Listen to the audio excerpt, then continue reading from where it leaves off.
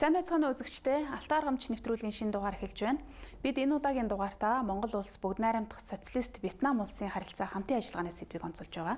За энэ сэдвээр ярилцахаар бид Вьетнам судлаач, доктор профессор Даш Цэвэл, мөн онц бөгөөд бүр эрх дэлчин сайд Инх Бат нарыг ураад байна.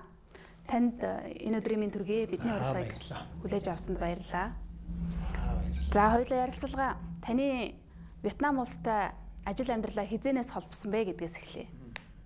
За би 1963 онд Баян-Хонгор аймгийн 10 жил төгсөөд тэгээд боловсролын их сургууль одоогийн Эрвийн багшин дээд сургуульд Орос хэл утга зохиол ангид сурч байсан юм. Тэгээд тэр үед гэвэнтхэн одоо намайг сургуулийн маань одоо хичээл эрхлэгч дууддгийн танхимда тэгээд очтол гадаад харилцааны яамдаар очиж шалгалт өгөө. Тэгээ очисон чинь одоо Вьетнамд очиж манай одоо шугамар сурнаа гэд. Тэр цагаас хойш өнөө хүртэл нэг 50 гаруй жил Вьетнам улстай холбоотой явж байна да. За та ажил амьдралаа Вьетнам улстай хизээнээс холбов. Тэгээд яг анх интегт тамилд авч байгаа ээжэд гинтхэн дахид дуудаад ер нь бол Вьетнам руу явах хэрэгтэй болчлоо. 3 хоногийн дараа явна гэд. Тэр бол одоо 78 оны 11 сар Вьетнам хятадын одоо дайн гэхлийн өмнөхөн.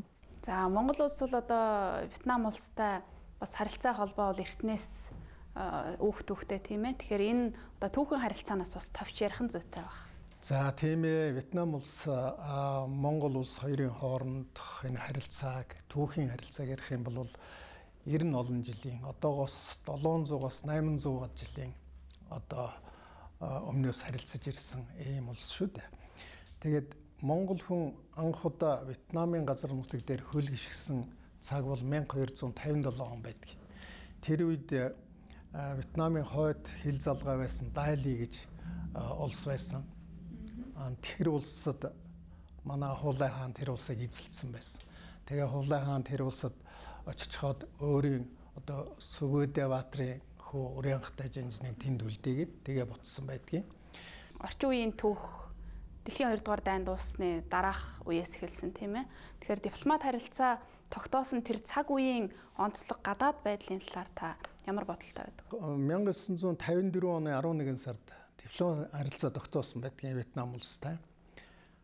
Тэгээд ер нь дипломат харилцаа хоёр улсын хооронд тогтооно гэдэг бол хоёр улсын албан ёсны харилцаа эхэлж байгаа.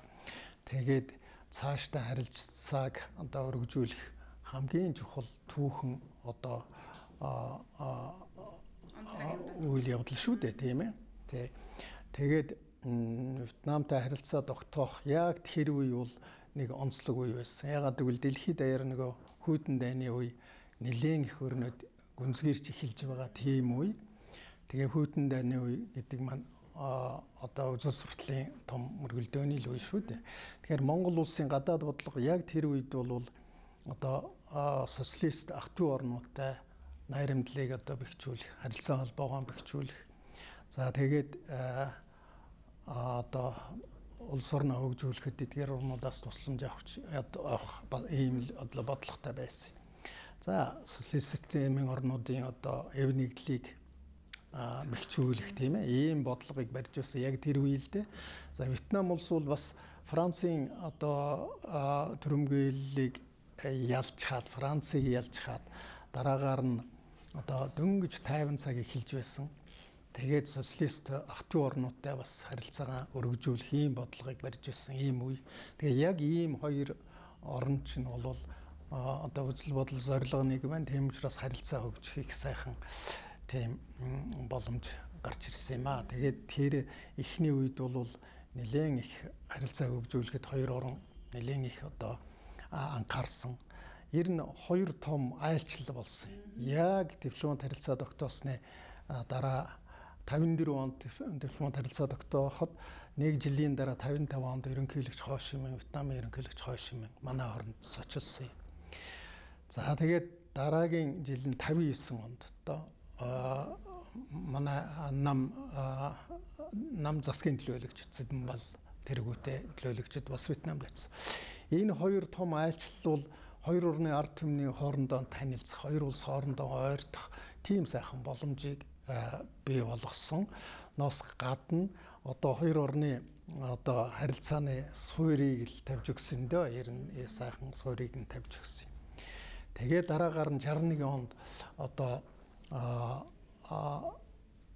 найрамдал хамтын ажиллагааны гэрээ гэж том гэрээ байгуулсан. 90 социалист системийн тэр үед бол найрамдал хамтын ажиллагааны гэрээ гэдэг бол одоо социалист орнуудын хувьд одоо хамгийн харилцааны хамгийн дээд түвшний илэрхийлэл байлаа шүү дээ, тийм ээ. Хамгийн дээд түвшин тэр гэрээ гэдэг бол энэ гэрээг 61 онд байгуулснаас хойш бол тэгэл тэр гэрээнийхээ дагуу хоёр орны харилцаа сайхан хөгжөөд явчихсан. За ингээ харилцааныхаа суурийг тавиад байж тал Вьетнамын ард түмэнд бас дайн дажин тулгарсан тийм ээ. Энэ Вьетнамын дайн гарах үндсэн учир шалтгааныг та тайлбарлаач. 60 оны ихэр дайн эхэлсэн Вьетнам одоо энд хятадын хувьд тийм ээ, Вьетнам оронд дайн эхэлсэн. За ер нь дэлхийн байдалч нэлээд хурцтмал болж эхэлсэн байдаг. Тэгээд энэ үед харилцаа бол мэдээж Монгол улсын бол Монгол энэ хоёр улсын харилцаа бол улс төрийн харилцаа зөнхөлж эхэлсэн цэрэг улс төрийн байдал одоо нэлээд юу болсон тийм социалист системийнхаа орнуудын хүрээнд тэгээд Вьетнам орныг одоо тэр дайн хийж байгаа ард түмэнд туслах ийм одоо хөдөлгөөнийг өрнүүлээд эхэлсэн. Ер нь яахлаараа одоо тэр хари холын Америк ер нь Вьетнам руу тэгээд дайрсан юм бол юунд нь болсон юм бол гэдэг. Одоо нөхцөл байдал, олон улсын байдал тийм ээ. Одоо үзэл сурталын хоёр туйлд хуваагдсан социалист, капиталист гэдэг хоёр одоо системд хуваагдсан тийм үед тэгээд одоо 49 онд Вьетнам Хятад гэдэг ийм том улс Азад одоо социалист улс болчихсон. Тийм учраас нөгөө капиталист ертөнцийг тэргүүлж байсан Америк бол их болгоомжилж эхэлсэн. Энэ коммунистуудын төрөлт гэдэг юм бол аюултай болох нэ. Одоо хоёр талын одоо хүчний харьцаа тэнцвүү байсан бол тэнцвэр алдагдах юм. Тийм учраас Вьетнамын одоо тэр одоо газар нутгийг одоо коммунистуудын төрөлтөөс одоо хамгаалах ийм одоо талбар болох нь зүйтэй юм гэж бодлогодоо Эзэм харын үеэс эхлээл ийм бодлогыг барьж эхэлсэн байна. Тэгээд тэр үед Вьетнам улс ямар янзтай байсан гэхээр дөнгөж Францын одоо колоничлоос гараад Францын эсрүүслийн дайныг дөнгөж ялж байсан үе л дээ, ялж хааж байсан үе. Тийм учраас Вьетнам Францын тэр асуудлыг зохицуулах, дайныг зогсоохын тулд Женевийн баг хурал гэж болсон. Тэр Женевийн баг хурлаар бол юуг тогтсон гэхээр за Вьетнам дайныг зогсооё. Тэгтээ Вьетнамыг одоо 16 дугаар зэрэг дээр төр зуурын хил тогтооё. Энэ хилээр бол Францын цэргийг одоо гаргах өмнө байгаа бас коммунистуудын цэргийг энэ ч гаргах тийм нэг аюулгүй бүс бий болгоё гээд төр зур одоо улс төрийн тийм бүс одоо хил заагийг бий болгосон юм л да. Тэгэхээр энэ зааг бол одоо удаан хугацааны биш 2 жилийн дараагаар Женевийн баг хурал одоо шийдэхдээ бол 2 жилийн дараагаар бүх нийтийн одоо Вьетнам сонгуул хийгээд тэгээ Вьетнам орон одоо ямар одоо замыг сонгох юм одоо улс төрийн системээ яаж тогтоохын өөрснөө шийдэгээ. Тэгээ хоёр Вьетнам хоёулаа нийлээд ингээд цаашаа одоо дайнгүй ингээд явах болно гэсэн шийдвэрийг гаргасан юм л. Гэтэл энэ шийдвэрийг бол Америк зөвшөөрөөгүй. Ягаад гэвэл тэр төр заагласан хилээс өмнөд Вьетнамыг өөрийнхөө одоо нөгөө коммунистуудын төрөлтийг зогсоох одоо тийм одоо бүс болгоё, тийм одоо нэг цайз болгоё гэсэн шийд гаргаад ингээд тэр одоо 2 жилийн дараа болох сонгуулийг хойшлуулад тэгээд цэргээ оруулад тэгэл одоо дан эхлэх нөхцөл бий болцсон юм л да. Тэгээд энийг вьетнамчууд бол үнэхээр дэвсвэрлээгүй. Бид Женевийн хэлэлцээрийн тэр одоо шийдвэрийг дагах ёстой, сонгуул хийж хоёр орн нэгдэх ёстой, ард түмэн өөрснөө бүх нийтийн сонгуулиар асуудлаа шийдэх ёстой. гэж одоо шийдээд тэгээд ч ер нь Вьетнам бол нөө Францын колонд олон жил болцсон. Тэрний эсрэг олон жил тэмцсэн. Ер нь харийн колоничлог гэдэг юмны одоо хорыг сайн мэддэг ийм хүмүүс учраас хаа байсан далайн задах Америкт хурж ирээд манай оронд ингээд зэрэг зэвсэгтэй цэрэгээ оруулна гэдэг бол байж болзошгүй зүйл. Бид бол тэмцэх ёстой. Улс орноо чөлөөлөх ёстой гэж тэмцэлд боссон. Ингээд хоёр тал тэмцсэн. Хоёр системийн одоо мөргөлдөөн болж байгаа учраас нөгөө Вьетнамыг социалист систем түүнийг дэргүүлж байгаа одоо зөвлөлт холбоо тус байдгаараа тусалж эхэлсэн. За Америк өөрийнхөө холбоотонтой хамт одоо урд талд бүхэл одоо зэрэг зэвсэг цэрэг бүх юм одоо бэхжүүлж эхэлсэн. Тэгэл олон жилийн дай эхэлсэн юм байна. Энэ дайнд Америк яагаад ялагдсан юм бол?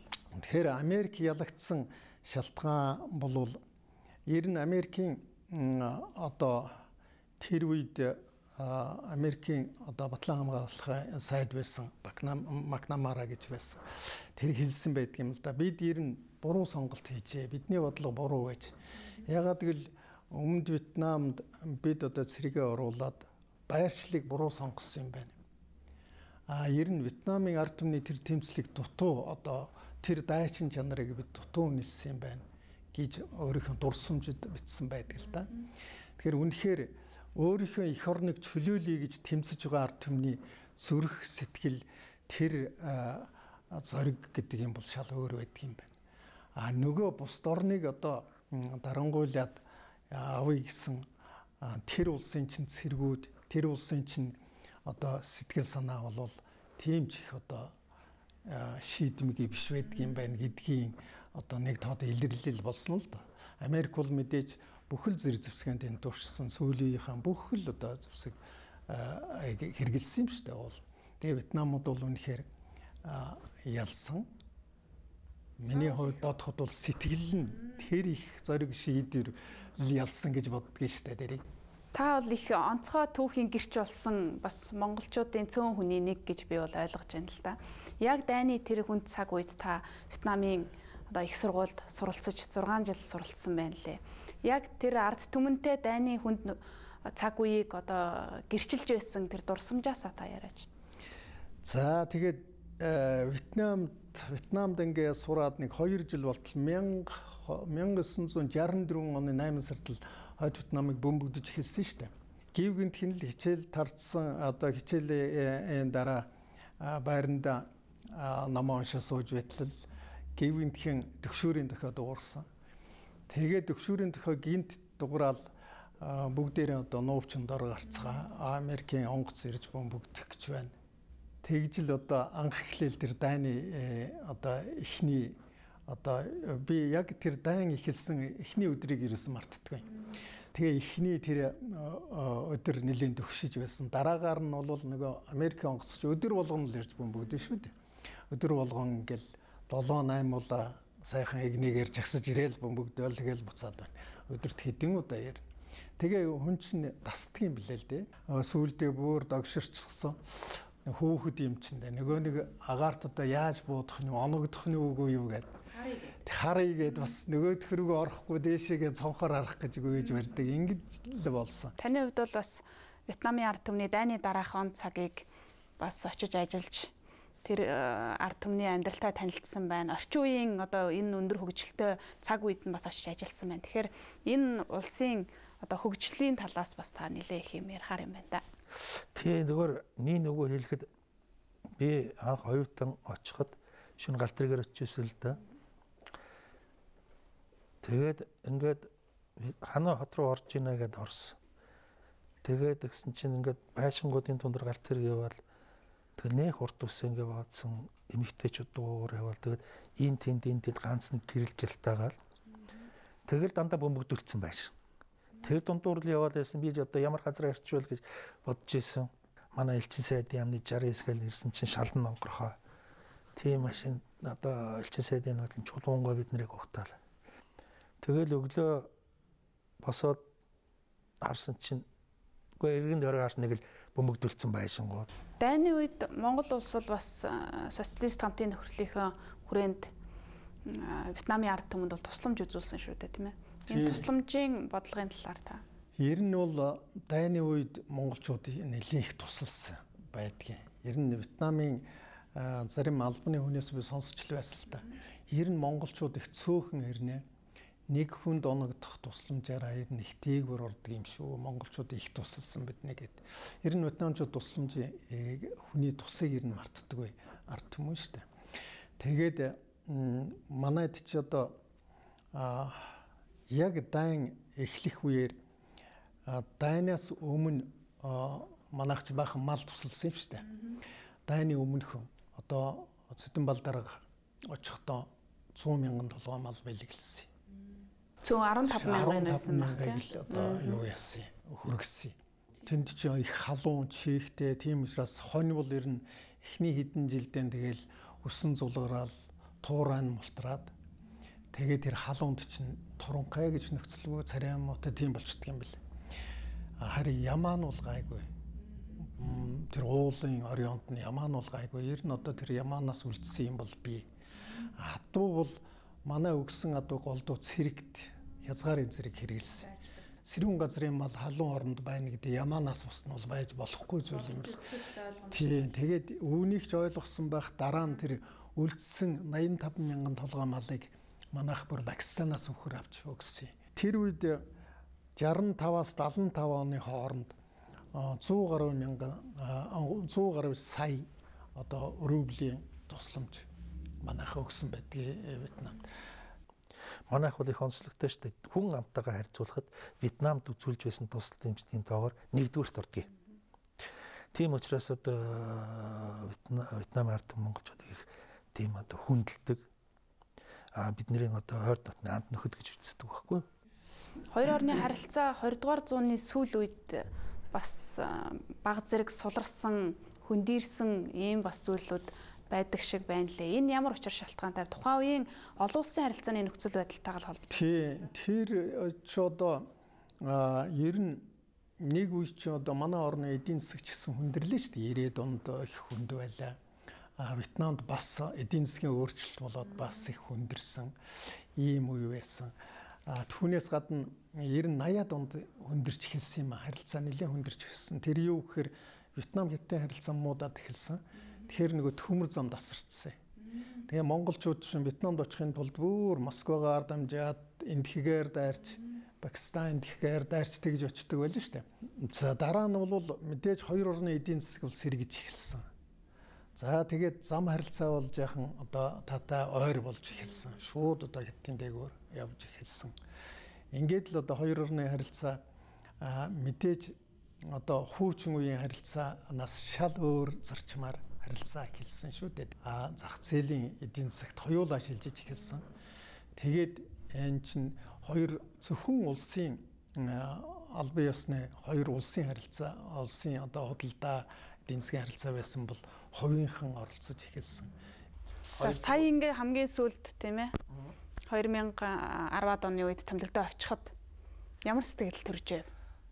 За надад бол хэцүү тийм сонин сэтгэл төрсөн. Яагаад гэхээр би тэр үед төгсөөд тэгж байхад тэнд бол үнэхээр одоо дайны дараа ард түмний амьдрал яаж сүрдгийг, яаж үлсгэлэнд ордгийг, яаж амьдрах гэж тэмцдэг гэдгийг харж байсан. 12 онд очиход би хаашаа явах вэ мэд төөрч эхэлсэн л дээ. Гараад явсан. Төөрчсөн эргээр залгаж байгаа. Би хаана ирчих вэ? Яагаад тэгэхээр чин тэр үед бол 3-4 хүн давхар байсан оюутнуудын байр, бус нь нэг давхар байсан, дандаа бөмбөгдүүлсэн байсан. Тэгээд хоол унд олдохгүй тийм байсан. Бүх юм картын системтэй. Би бол картын системтэй үйл амьдарч байсан. Тийм л амьдрал бүр богино хугацаанд тэр ард түмэн хөгжиж чадсан байна тийм ээ. Тий, яг хөтэ тэгээд би зүгээр юу ярихад 1900 анх томилт аваад ингээд очих 84 онд очижсэн. Йоо 86 онд цэргийн албанаас алдагдаад тэгэхэд бол Вьетнам одоо улс орноо хөгжүүлэх шинжлэлийн бодлого гэдгийг гаргасан 6 дугаар их хурлаараа. Тэр үед элчин сайдгаа Лиадиагаа байсан. Одоо Монгол Вьетнамын харилцаа эд оргил үе дээр байсан. Оргилын төгсгөл үе рүү орох гэж байсан. Яг тэгээ 90 онд дэлхийн нийгэм улс төрийн байдал өөрчлөгдөд одоо Вьетнамын эдийн засаг манай эдийн засаг гомдод орсон шүү дээ. Социалист төрлийн өрөөндөөс. Яг тэрний өмнөх тэр үе л дээ. Тэгээ тэр үед бол яг манай хоёрын харилцаа сайхан хөгжиж байсан үе, тэгээд өргөл дээр хөгжиж байсан үе. Харин эдийн засгийн хувьд бол Вьетнамд яг тэр үеэс ингээд дахиад уналтанд орсон. Намайг очиж байхад бол Хятад Вьетнамын дан эхлээд тэгээд эдийн засаг дахиж тэр үед уналтанд ороод маш хүнд байдалд ороод байсан үе. Тэгэд эргээд одоо 79 онд эргээд тэр дайн дуусаад тэгэж яваад 86 онд улс орноо хөгжүүлэх бодлого дэвшинчлийн бодлого дэвшүүлээ. Тэгээ эхлэхэд шинжлэлийн бодлого эхлээд л ерөөсөө жилийн дараагад 1 сая хүн үсгэлэнд орсон. Ягаад тэгэхээр аливаа юмыг дахин шинээр нэхлэх болж байгаа шүү дээ. Тэгэхээр Вьетнамууд шинжлэлийн бодлогынхаа хүрээнд аж үйлдвэрийн одоо програм, экспорт импортын програм, хөдөө аж ахуйн програмч 3 програм дэвшүүлсэн. Вьетнамын талд ямар гадаад бодлого дэвшүүлсэн бэ гэхээр улс орны эдийн засгаа дэлхийн улс орнуудын хэмжээнд хүргэнэ. Олон тулгуурт гадаад бодлого нээлттэй гадаад бодлого явуулнаа. Тэр 3 одоо эдийн засгийн бодлого бол явсаар байгаад одоо яг үр дүнгээ өгсөн жил нь бол 2000 оноос эхэлсэн. Тэгээд ер нь одоо өөрчлөн гэхэд 90 он гэхэд өмнө нь бол одоо манай гадаа худалдааны одоо тэнцэл ч юм уу тий худалдааны эргэлдэх юм бол 1.5 сая орчим долларт эргэлдэж байлаа л да. Голчлон Монгол талаасаа. Гэтэл 90 оноос хойш харилцаа бол улс төрийн харилцаанаас худалдаа эзэн харилцаантай зогсон болсон байхгүй болсон. Одоо 90-91 он гэхэд худалдааны эргэлдэж байхгүй 0. Тэгээ 94 оноос манайх 500 мянган орчим долларын хүмүүсний бүтээгдэхүүн чихэрч юмс ч юм тийм авч эхэлсэн юм байна. За тэгээд одоо манай тэр үед одоо элчин сайд луузангуу ажиллаж байсан. Луузангууд энэ хоёр орны харилцааг сэргээх хэрэгтэй. Энэ талаар дарах хэмжээ авах хэрэгтэй хөөцөлж байсан, төвдөгж байсан. Тэгээд манай одоо ерөнхийлөгч очротгой анхдаа Вьетнам дээр ажилласан анхны ерөнхийлөгч. За энэ айлчлаар юу хийж тохирсон бэ гэхээр дипломат харилцаа тогтоогод найрамдал хамтын ажиллагааны одоо гэрээ байгуулсан байдгийг. 59 тэгээд 79 тэгээд 2000 онд 92 онд очротгойг айлчлага шинжилсэн байна. Энэ юу гэхээр Монгол Вьетнам улсын харилцааг өнөөгийн нөхцөл байдал зохицуулж яаж хөгжүүлэх вэ гэдгийг бол яг үндсэндээ шийдвэрлсэн гол одоо айлчлал юм байна. За тэрнээс хойш л манай хоёр орны худалдаа эдийн засгийн хамтанд хөгжих юуруу орж эхэлсэн л дээ. Тэгээд одоо тэр 500 мянга чин дээшлэл яваал ийсэн. Тэгээд 2004 оноос 7 онд 1.5 сая долларын хэмжээнд төрсөн. Тэгээд явсаар байгаад 2014 онд 20 хэдэн сая доллар төрсөн. Өнөөдрийн байдлаар бол одоо 58 сая доллар төрж байгаа. За засгийн газар хоорондын гэмсийн урьдчилан жил хуралдсан хуралдаанаар 70 сая төгрөг яагс. Тэгэхдээ өнгөрсөн жил бол 2017 онд худалдааны эрэгт 67 сая төрсөн юм. За Вьетнам бол 86 оноос эхлээд эдийн засгийн шинжилэл эхэлсэн. Манайхаас нэг 3-4 жилийн өмнөөс эхэлсэн юм шүү дээ. Бид 90 он 92 онд их хүнд байдалтай байх үед бол Вьетнам аль 4-5 жилийн өмнөөс шинжилгээ эхэлсэн их одоо эдийн засгийн эрчимтэй сэргийж эхэлсэн ийм үе байсан. Тэгэхээр Вьетнам улс бол хоёр утнаа нэгдсэн, их хүчрэх нэгдсэн том улс болцсон. Тэгээд уулаасаа Вьетнам орн маань зах зээлээс нэг салаагүй. Манайх шиг 60-70 жил зах зээлийн эдийн засгаас салдсан биш. Зах зээлийн эдийн засаг урд талд нь тэр чигээрээ байсан. Хойд тал нь бол нэг 10 гаруй 20 жил одоо салсан. Тэгээ тэр зах зээлийн эдийн засгийн сэтгэлгээ бол маш хүчтэй. Ялангуяа өмнөд Вьетнамд бол зах зээлийн орон байсан учраас хойд Вьетнам аваад явцсан. Ер нь яг тэр сэргэлтийн үед бол Вьетнамын бодлогыг гол нь өмнөд Вьетнамын том эдийн засагчд ер нь өөдөн татсан юм шүү дээ. Эдийн засгийг сэргээх, эдийн засгийг хөгжүүлэх бодлогыг бол маш хүчтэй тэр том эдийн засагчд наваа явцсан. Бодлогыг иргэн бүртээ баг толгойд нь шингээж өгсөн гэж би уншиж байсан шүү. Одоо тэр дайны үед бол Вьетнамын эдийн засаг хүнд байхад айхтар бодлоготой улс учраас тэр үед тэр гадаадын тусламжийг маш сайн авсан. Маш сайн авсан. Тэрний дотор боловсрол одоо боловсон хүчний бэлтгэхэд их сайн бэлдэж авсан. Мэдээж энэ дайн бол нэг өдөр дуусна. Энийний дараа улс орныг хөгжүүлэх гэж маш том одоо ажил биднийг огтж байгаа гэдгийг их эртнээс мэдэрч байсан учраас одоо тэр боломжоо ашиглаад гадаад оюутнуудаа үнд хөлбөрөөр их сургасан юм байна. Тэгээд эдийн засгийн маш олон хүрээлэн байгуулсан. Ер нь айхтар бодлоготой улсын чинь юу боловсрал эрүүл мэнд хоёрыг л хөгжүүлэх юм бол улс орон хөгжинэ гэсэн маш бат ойлголттой. Тэгээ энэ хоёр руугаа их энэ орныг одоо төргөн хөгжүүлж байгаа ерөөсөн хөгжлийн онцлог байх нь тийм ээ шүү тийм. Ер нь бид нар бол одоо энэ хүндээ гэж хэлэхэд дуршлаг судлахаа сайд дарга нар их явдаг. Дандаа дарга нар яваас дуршлаг судлаад байдаг. Тэр бол нэг 4-5 жилийн л одоо ажиллах улс шүү дээ. Вьетнам бол багш нараа, эмч нараа нэг яг ажиллах хүмүүсээ их гадаад явж мэргэжилд дэвшлүүлдэг. Одоо ер нь Вьетнамын ихтэй сургуульд бол англиар хичээл захаас аваад бүх багш нараа англиар хичээл заах, англиар бүр хичээл заадаг сургуулиудтай болсон. Багш нараа, эмч нараа бол маш сайн бэлдэж авсан шүү. Энэ бол манайд нэг том сургамж гэж боддөг шүү дээ. Тийм байна. Та ер нь Вьетнам хүний онцлогийг яаж харсан бэ? За Вьетнам хүнийг би ч одоо 50-60 жил Вьетнамуудтай ойр одоо нягт харилцаатай, байнгын харилцаатай байсан хүний хувьд бол Вьетнамын Вьетнам хүнийг бол нэлээд сайн мэднэ. Вьетнамчуудад бас би их юм сурсан гэж боддог юм шүү дээ. Вьетнамчуудаас одоо ч гэсэн би сурчлал байна. Юуны төрөнд вьетнамчууд за мэдээж их төвчээртэй, их хөдөлмөрч, их хүнлэг, бие биендээ маш их тусламжтай улс шүү дээ. Ядарсан зүдэрсэн хүмүүстэй маш ерэн сайн туслана. Хүнээ хэлүүлэлтгүй хандив өгнө. За тэгээд би оюутан тэр скетнүүдийг харж байхад цагийг бол үнэхээр сайн ашигладаг. Ер нь Вьетнам хүн цагийг алдна гэж байхгүй дээ. Ер нь их эртч улс. Цаг болгон зоригтой. Тэр надад одоо оюутан байх үеэс надад их сайн суусан. Миний төлөвшөлт маш их одоо нэмэр болсон. Одоо хүртэл би энэ цагнд маш их харам. Тэгээ Вьетнам хүний нэг гоё чанар бай. Тэр юу гэхээр үндэсээрээ маш их бахархдаг. Үндэсний бахархал гайхамшигтай. Захын нэг Вьетнам хүн бол ерөөсөн өөрийнхөө 1000 жилийн түүхийг бол ер нь цаг нартай хэлэндээ. Тийм ч учраас вьетнамчууд их ив нэгдэлтэй одоо харин том одоо дайнууд одоо Вьетнамын нутаг дэвсгэр дээр болсон том дайнууд ялсан энэ бүхэн бол тэр өөрийн үндэсний их бахархал ив нэгдэлтэй л холбоотой гэж би ойлгодог. Таныг одоо элчин сайдаар ажиллаж байхад тийм ээ Вьетнамын эдийн засгийн хөгжил бол хурдтай тухай тэр үед бол бүр хурдтай явж байсан. Тэр цаг үеэс та юу олж харсан бэ? Одоо Монголтойгоо илүү өргөн харилцаа, худалдаа эдийн засгийн харилцааг хөгжүүлэх боломж одоо тэнд байна гэж та бол мэдээж харсан. Тэрнийхээ одоо харсан зүйлээ эргээд Монголынхоо яг хөрсөн дээр буулгах чадсан тийм ажлууд байна уу? Вьетнамын эдийн засгийн хөгжил.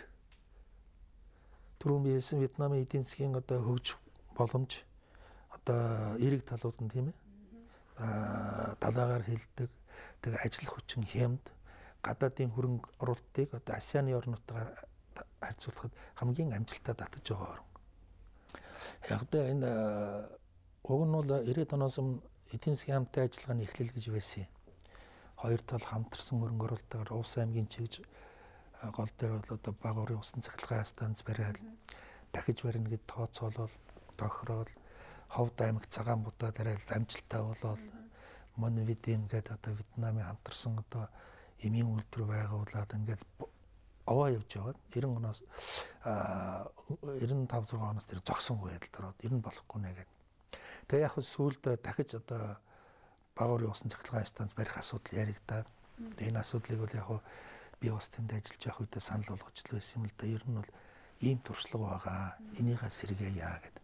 Тэгээ энэ чиглэлээр яваад ингээд яасан чинь Вьетнамын 2 ажлын хэсэг ирээд Баян хонгор аймагт очиод, Ховдод очиод ингээд яасан боловч газар нь холдоод энэ 2 дугаар мөнгөний асуудал бас тодорхой юу байхгүй. Энэ удаад бол яг гэжсэн гэхээр Вьетнамын тал өөрсдийнх нь зөвхөн хөрөнгө оруулалт хийж ирж байсан юм. Тэгээд бүр болохгүй болоод ирсэн. Тэгээд энийг яавал өөр ашигтай хэрэгжүүлэх үү гэдэг. Тэгээд 10 эмнэлгийн дэрэг тоноглох 10 эмнэлгийн дэрэг өгье гэж тохироод 10 эмнэлгийн дэрэг өгч байсан. Харин би 12 онд элчин сайдаар очсны дараахан Вьетнамын тэр талтай ажиллаад ингээд ер нь бол яг үү тэр нь бол Вьетнамд манай эмийн зах зээлийг сонирхоод байсан л да. Тэгээд адууны ясны чиглэлээр та нар юм хийгээч гэж. Тэгээд одоо энэ сая дунд аврын одоо адууны ясраас нөгөө биологийн идэвхт хүмүүсийн бүтээгдэхүүн байгуулагдсан. Одоо ингээд бүтээгдэхүүнүүд нь энэ манай энэ дэлгүүр хошгоор зарагдчихлаа гэж байна л. А Вьетнамд бол өөрсдийнх нь тэр агентуудыг байгуулад тэгээд одоо Монгол адууны ясын бэлтгэлийг тэнд зарж байгаа. Вьетнамчууд бол ерөөсөн тэр үзэл сурталын ялгаа нам одоо ямар тогтолцоотой байна улс орн тэрийг бол бид ерөөсөн юу яахгүй тэрийг бол тооцохгүй. Одоо тэр бол манай бодлоод ямар ч нөлөө өгөхгүй. Бид дэлхийн бүх орнтой одоо харилцаа хамтын ажиллагааг хөгжүүлнэ. Гэсэн бодлогодоо ерөөсөн ийм бодлоготой. Гадаад бодлогондоо ерөөсөө энийг зоочсон байдаг ийм улс. Тэгээ 90 орчин үед бол энэ одоо үзэл суртал гэдэг юм манаас төрөнд эдийн засаг гэдэг юм маш чухал болчлоо шүү дээ тийм ээ. За 90 Вьетнамын бодлогод бас нэг сонин юу бий. Тэр юу гэхээр хуучин одоо ах トゥ байсан, хуучин их дотн харилцаатай байсан орнуудтай одоо улам одоо сайн харилцана. Энэ бол харилцааны тэргүүлэх одоо орнуудын нэг гэж үздэг. Тэргүүлэх чиглэл нь байдаг. Олон улсын талбарт бас бид бие биенээ дэмжиж явсан тийм түүх биш үү дээ. Тийм түүхэнд ч их дэмжиж байлаа. Одоо ч гэсэн ерөөсөн маш сайн дэмждэг бие биенийг. Монгол улс ч одоо зүүн өмнөд Азийн энэ зүүн Азид өрнөж байгаа энэ л одоо интеграцууд байна. Энэ олон улсын байгууллагуудад нэгдэх АПЕК гэл одоо нэгдэх гэж хичээдэг ийм улс шүү дээ тийм ээ. Тэгэхээр энийг бол Вьетнам улс хамгийн түрүүнд дэмждэг улсын нэг нь. Манайхтай хамтрахаар нүүрсийг л сонирхоод байна. Гэхдээ энэ асуудал бол 2000 намайг элчин сайдтай ажиллах эхлэхэд асуудал анхнаасаа тавьсан юм. Вьетнамын тал маань хэрвээ та нар болцоотой гэж үзвэл Монгол улсаас жилд 5-аас 10 сая тонн кокс нүүр худалдаж авъя гэдэг асуудал тавьсан. Тэгээ энэ асуудлаар нэлээд хөдөлсөн боловч манай энэ төмөр замын асуудал шийдэгдээгүй. Тэгээд яг Вьетнамын талд гэсэн за бид нар бол танаас авах хэвээрээ. За яг одоо 10 сая гэдэг яг 5 сая тонныг авч болж байна. Гэхдээ та нарын төмөр зам дэд бүтцийн асуудлаа шийдсэний дараа энэ асуудлыг ярья гэсэн. За хоёрдугаард Вьетнамд сонирхож байгаа юм Монголын дэд бүтц бол барилгын чиглэлээр. Би зөвхөн нэг жишээ хэлээ л да. Вьетнамд бол их ажилсаг хөдөлмөрч ард юм. Одоо энэ манай энэ онгоцны буудлын 10 жил болж байна. Шинэ онгоцны буудлын. Тий. Вьетнамд онгоцны буудлын яг тэр үед хамт хийсэн одоо JICA одоо тэр Японы тус хөрөнгө оруулалт дэмжлэгтэйгээр Вьетнамын ашиглалтанд ороод 4-5 жил болчихлоо. Тэн дээр Японууд яаж ирсэн манайхаас одоо Вьетнамын тэр шинэ онгоцны буудалтай харьцуулахад манай онгоцны буудал 11-тэй л жижигхэн буудал шүү дээ. Вьетнамын тийм том буудал бариад дээрээс нь улаан мөрнийг яасан 6 км гүүр бариад онгоцны буудлаас Ханаа хотын төв хүртэл 6 одоо тийм хурдны замыг бариад дуусгасан шүү дээ. Ерөөсөө 6 хэмжээнд манайх одоо дуусаагүй л гэж. Өөрөөр Вьетнамуудын яагаад энэ Вьетнамын хурд хөгжиж байна гэхээр миний одоо ажилласан ажил шүү дээ. Хэрвээ нэг зүйлийг эхлэвсэн бол тэрийг дуусгах дундуур нь саадахгүй. Ерөөсөө анх тохирсон бол тохирснороо л явна. Зүүнөд Азийн улс орнуудтай харилцах одоо харилцааны ач холбогдол одоо манай хоёрын хувьд хэр өндөр байна? За ер нь зүүн өмнөд Азийн 10 орн байна шүү дээ тийм ээ. ASEAN-ы орнууд гэдэг бид нэрлэдэг. Энэ 10 орн бол одоо дэлхий дээр хөгжиж байгаа эдийн засгийн одоо түргэн хөгжиж байгаа нэг одоо бүс нутаг. Ер нь одоо эдийн засгийн өсөлт нь дандаа хятадын дараа л явж байгаа. 5-аас 6%, 8%-аас өрөөс буудаггүй юм бүс нутаг шүү дээ. Тэгэхээр энэ бол их ирээдүйтэй бүс нутаг. Энд ч одоо 600 сая гаруй хүн ам байна. Тэгээд маш том зах зээл энэ чинь. Одоо манай Монгол улс одоо харилцааг энэ одоо 10 оронтой, ASEAN 10 оронтой эдийн засгийн харилцааг одоо өргөжүүлэх зайлшгүй шаардлага байдаг. Энэ мэдээж одоо хөгжиж байгаа бүс нутаг гэдэг талаас нөгөө талаас энэ Азийн зүүн Азийн дээд уулзалт гэж одоо нэг том механизм байдаг шүү дээ, тийм ээ. Тий. За энэ үнд бол манай орон одоо нэгдэх бодлогыг барьж байдаг. Энд нэгдэхэд бол болцол байдаг. Яг гэвэл энэ зүүн Азийн дээд уулзалтыг санаачилсан энэ зүүн Азийн 10 орн АСЕАН орнууд юм байна. Тэгэхээр АСЕАН орнуудын тэр тавьсан болцол бол манай 10 оронтой л одоо манай АСЕАНтай л одоо харилцаа өргөн, эдийн засгийн харилцаа өргөн ийм орн л энд одоо элсэх ёстой, нэгдэх ёстой гэсэн болцолтой л.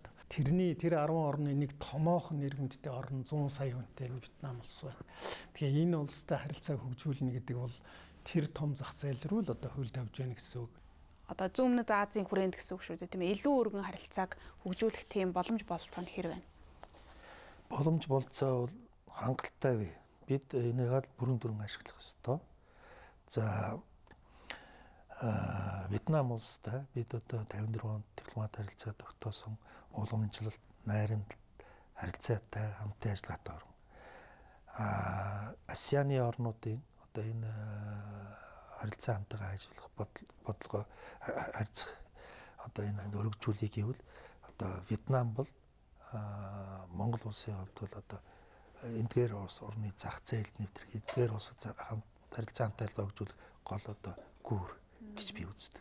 Таны сэтгэлийг хамгийн их татсан зүйл нь Вьетнамын яруу найргийн гайхамшиг гэж би таны дурсамжаас уншиж байсан юм байна. Тий, Вьетнамчууд их яруу найрагч улс шүү дээ. Ер нь Вьетнамын уламжлалч тэр юм да. Хүн болгон шахуу одоо яруу найраг бичдэг, шүлэг холбодог ийм заншилт. Тэгээд тэр дайны үед л би одоо Вьетнамын тэр яруу найраг гэдэг юм ямар их хүчтэй юм гэдгийг л ойлгосон. Тэр дайн бичигнэл одоо бөмбөгдөөл ингээл явж байгаа энэ үед тийм хүнд дайны нөхцөлд Вьетнамчууд тэр оройн одоо яруу найргийн нэвтрүүлгийн нэг цаг байдаг юм. Тэгээ тэр радионд хүн болгон гэж хянаач нэрөөсөн тэр яруу найргийн цагийг бол хүн болгон алддаггүй, андахгүй алдахгүй тэрийг чагнадаг. Тэгээд сони юм одоо энэ дайнтай үеийн яруу найргийн сонсох гол ингээд юу яадаг. Эдний яруу найргийг ер нь ойлгодог болох юмсан. Энэ гоё одоо ямар сайхан юм тэр хүний сэтгэлийг татдаг. Ийм одоо яруу найрагтай улс бай гэж зарим нэгээс нь орчуулж монголчуудаа бас танилцууллаа. Одоо тэр Киевсгүй тууж гэдэг яруу найргийн арай гайгүй болсон нь тэр дээ ер нь.